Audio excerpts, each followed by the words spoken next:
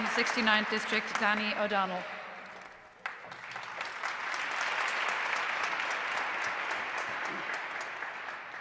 Good evening.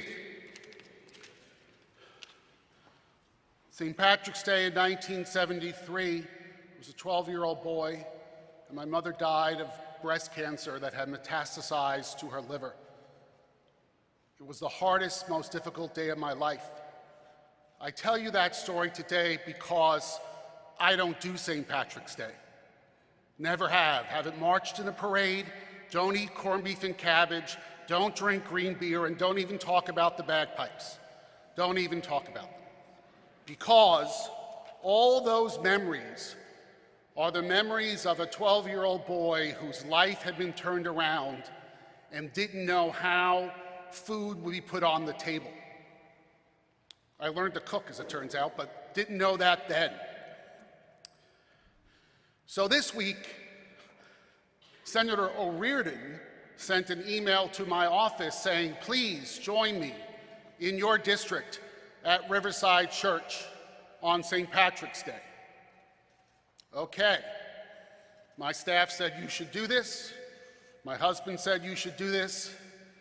I thought, how could I not do this? If my Irish brothers and sisters are willing to travel across the pond and come to my neighborhood, what kind of Irish person could I be if I did not welcome them here?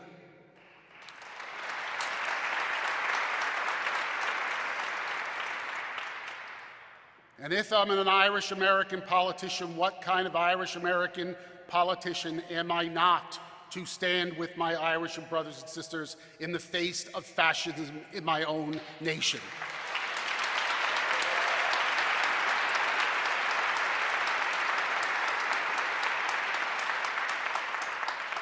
Narcissism is a very serious disease. And this is how it works. You like the attention a little more, then you need the attention. Then you have to have the attention. Then you will do anything to get the attention. And then, well, you know what happens?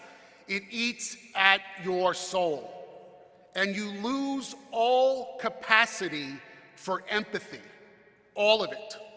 No one else in the world matters but you. I am the grandchild of immigrants. I stand here today because of the immigrant experience. The President of the United States' grandparents were immigrants. It takes a certain strong mental illness to condemn immigration when your own grandparents got you here.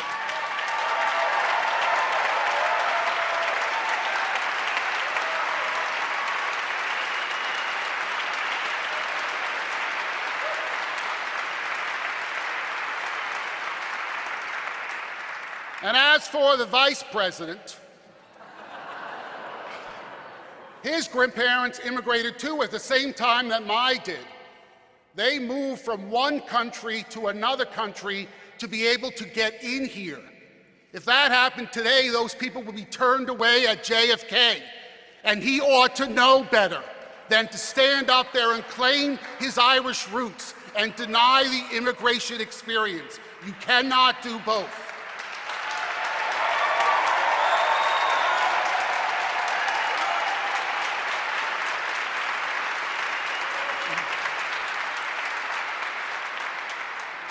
In the interest of time, they eliminated the bio, so let me just give you a little bit. I know I'll be done in 1 second.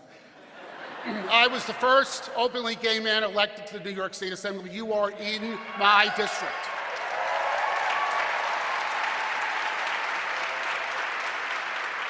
I am the man who passed the Marriage Equality Act that allowed people like me the right to put a ring on the finger.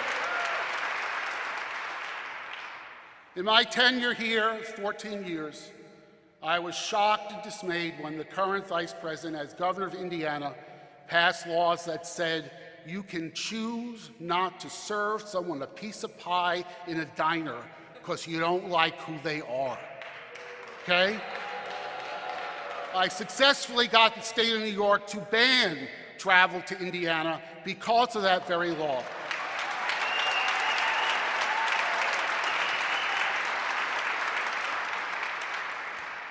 Robert Kennedy said that when a person stands up for an ideal or acts to improve the life of another or strikes out against injustice, they create a tiny ripple of hope. So what we have tonight is a room full of those ripples of hope.